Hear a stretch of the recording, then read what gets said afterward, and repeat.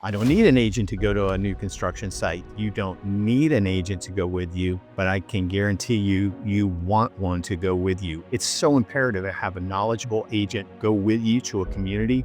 Prices are falling. You don't want to overpay in this market for any reason. You don't want them sending you 200 properties that just appear on the market. You want them to be very specific about what it is you're looking for to save you time and effort. For my clients, my buyers, I always recommend that they pay for the title policy. And I recommend that they use a title company that has an active real estate attorney there working on their behalf.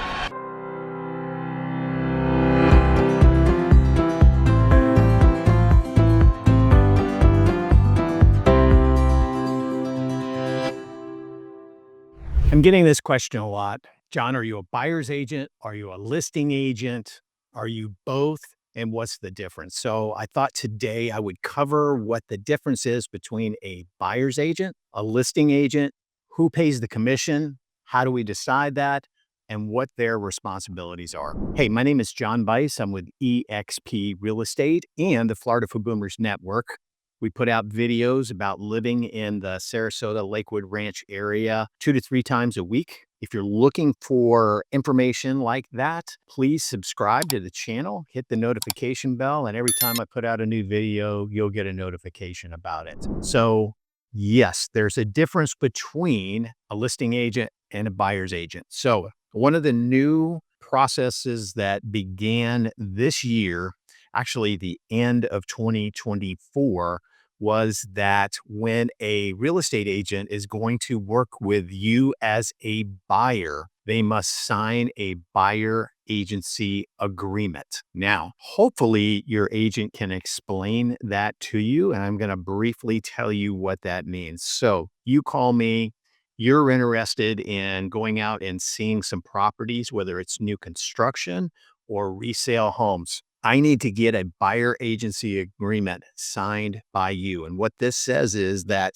from this date to this date, we're going to be working together. We're going to look for whatever you've told me. If it's single family homes, if it's a condo, a villa, a townhome, if it's a piece of land, I'm going to list that on that agreement. I'm going to put on there what the commission is that I receive for selling that home, villa, condo. Now, it also will tell you who's responsible for paying that, who's going to negotiate that. Are you going to negotiate with the seller? Is very customary to pay the buyer agent commission, but you need to know that.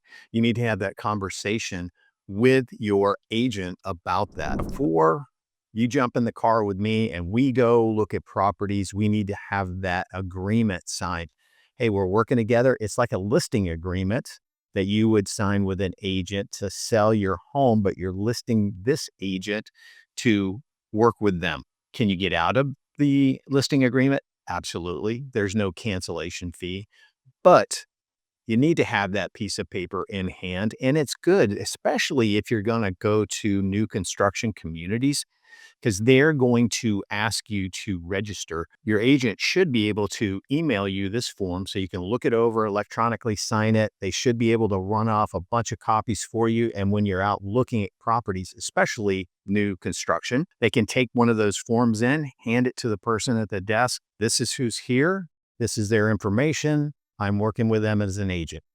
Boom, you're done. Otherwise, when you go into new construction communities, every single time you have to fill out that piece of paper. And every time they'll make you do that.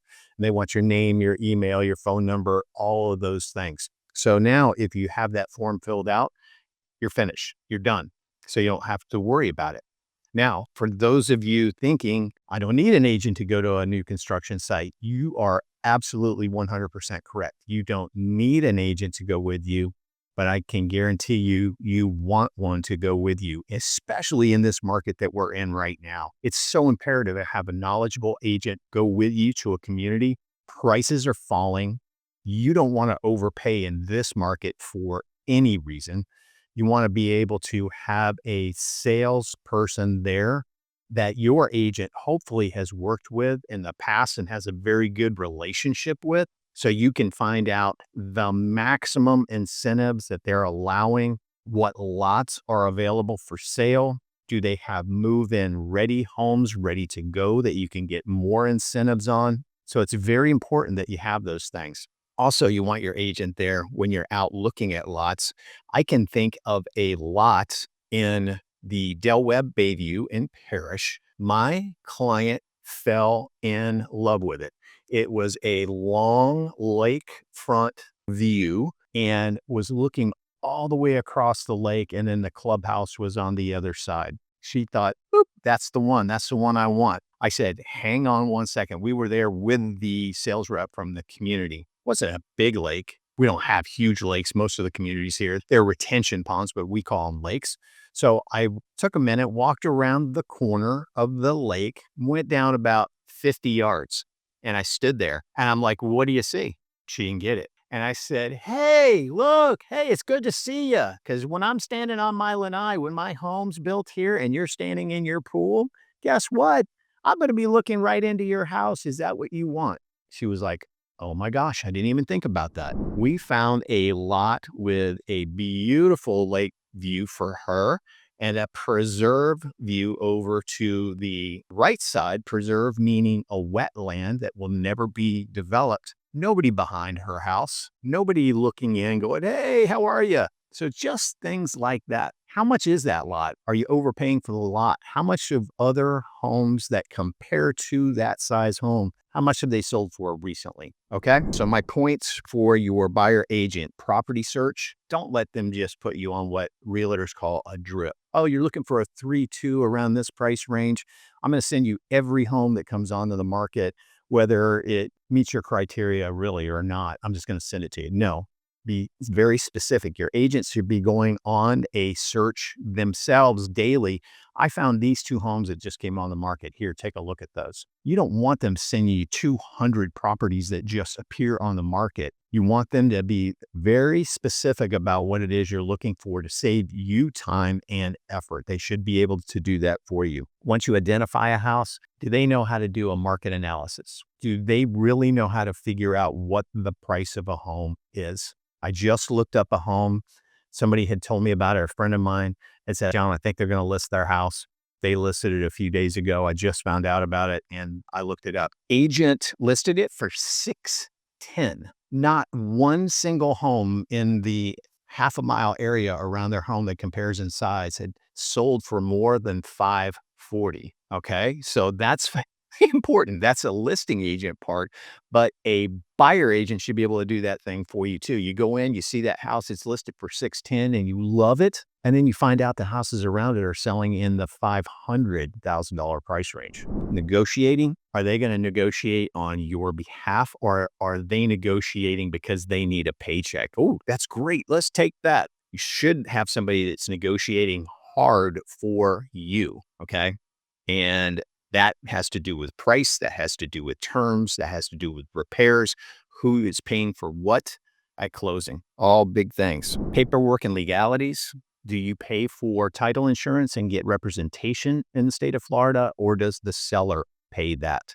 Which one is it? For my clients, my buyers, I always recommend that they pay for the title policy, and I recommend that they use a title company that has an active real estate attorney there working on their behalf. If anything goes sideways during the transaction, they have that attorney representing them in the transaction. Big difference between just listing or having a title company do it, which it's perfectly fine to do that. But those ladies are just putting the paperwork together. Nobody's representing you.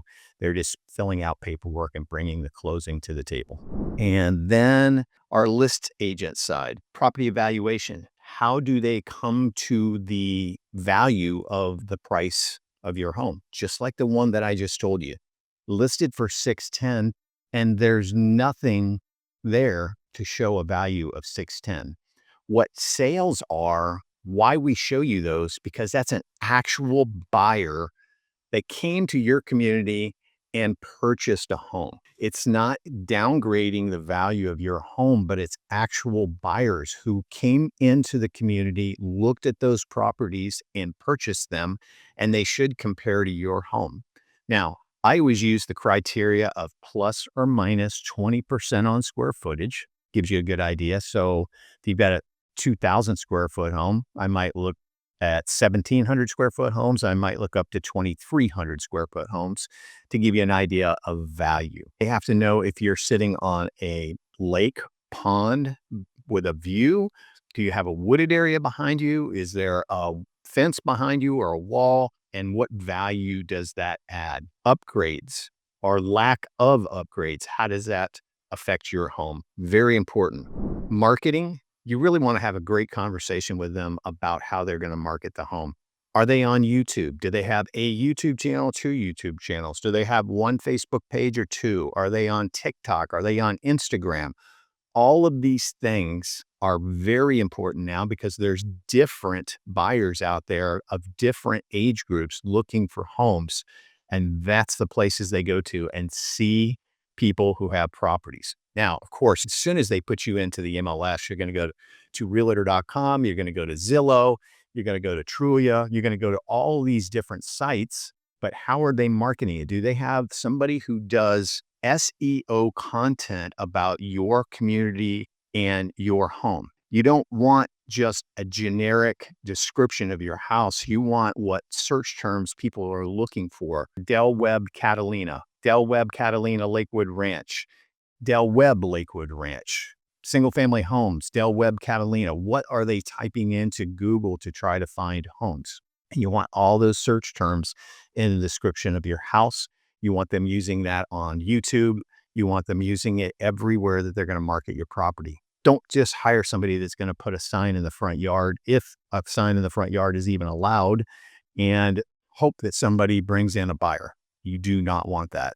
You want somebody that's going to give you a update every single week about your property. How many new listings came on the market? How many homes have gone under a contract pending sale? How many have closed in the last 90 days? It's almost too much to look at to go 6 months back because that was even a different market than where we are right now. How we're doing that, how we manage offers. I have a transaction coordinator. She's amazing.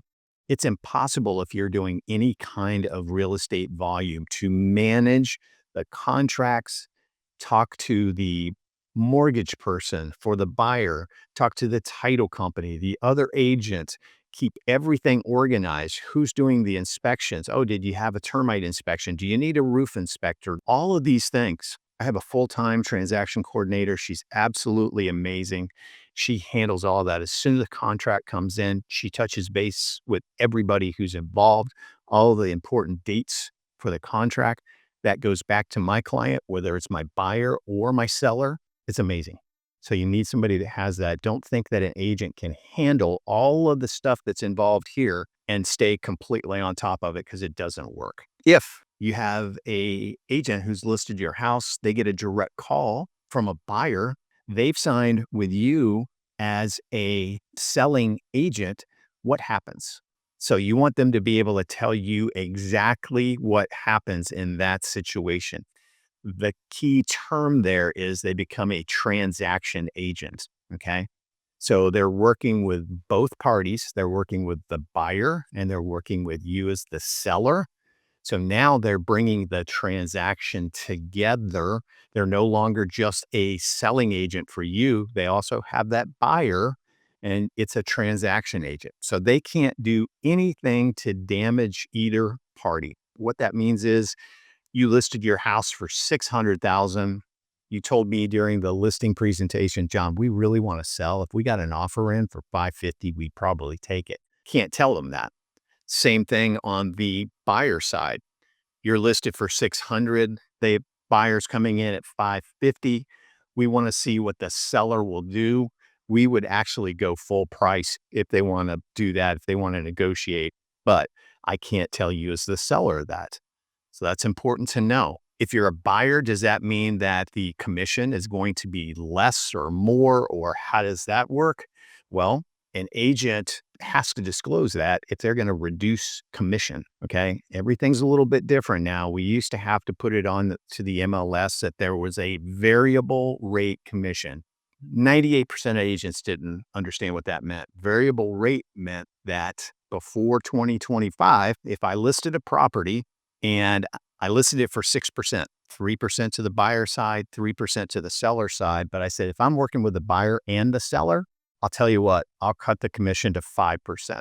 So we had to check a box that said there's a variable rate commission, because then if you had two offers come in, one from a buyer agent and they're negotiating at 6%, and you have a buyer and you're negotiating at 5%, it gave the list agent an unfair advantage. So we have to disclose that. Agents call and say, hey, John, I'm showing your property. What is the commission? Because we do not put it on the MLS anymore. We're not allowed to.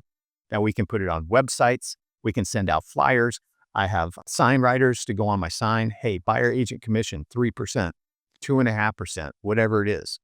Yeah, that's important to know. Try to fly through this buyer agent, listing agent, transaction agent, and what their responsibilities are. If you need information about buying or selling in the Sarasota, Manatee County area, please give me a call. Happy to talk to you. Happy to walk you through this whole process. Your listing or buying agent should have a whole list of people for you to use. If you're a buyer, home inspectors. If you're a seller, everything that you're going to need during the selling process, whether it's movers, cleaners, handymen, air conditioning people, whatever it is, they should have a list of people that they trust that you can work with if you don't have somebody. I hope to hear from you. I'd love to help you sell or purchase a property in our area. The market is a little wonky right now, a lot of inventory to look at. So I like to narrow things down and find you the exact property, or during the selling process, get you absolute top dollar for your home. So feel free to reach out to me. You can call, text, email me questions. You can schedule with the link down below, Calendly, and schedule a call, a Zoom call, or an in-person meeting. And we'll get together and talk about whatever it is you're looking to do. You might be selling a home here that's large and downsizing, or selling and moving to a 55 plus community. I can help you do all of those things for sure. Okay. So feel free to reach out. I hope to hear from you soon. God bless, and watch for my next video.